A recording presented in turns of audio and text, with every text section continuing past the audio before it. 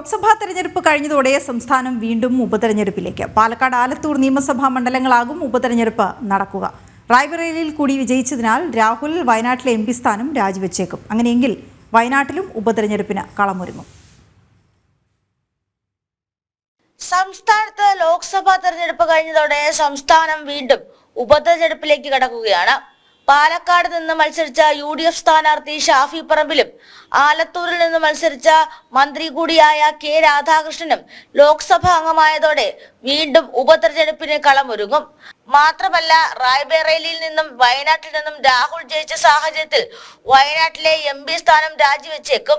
അങ്ങനെയെങ്കിൽ വയനാട്ടിലും ഉപതെരഞ്ഞെടുപ്പിന് കളമൊരുങ്ങും. 2 മണ്ഡലത്തിലും വിജയിച്ചാൽ ഒരു മണ്ഡലം ഉപേക്ഷിക്കേണ്ടി വരും. CPM പാനലിലെ മുൻ മന്ത്രിമാരായ KK Shailaja, TM Thomas Isaac, professor C Raveendranath എന്നിവരാണ് തോറ്റവരിലെ പ്രമുഖർ. MLA മാരിൽ ശൈലജ കൂടാതെ നടൻ M മുകേഷ്, V ജോയി എന്നിവരും പരാജയം ഏറ്റുവാങ്ങി. പ്രമുഖരെ മത്സരത്തിലിറക്കിയെങ്കിലും ആലത്തൂരിൽ നിന്ന് മാത്രമാണ് ഇടതുമുന്നണിക്ക് നേട്ടമുണ്ടാക്കാനായത്. ഈ സാഹചര്യത്തിൽ ഉപതെരഞ്ഞെടുപ്പ് ചർച്ചകളിലേക്കാകും മുന്നണികൾ ഇനി കടക്കുക. ജനം, തിരുവനന്തപുരം.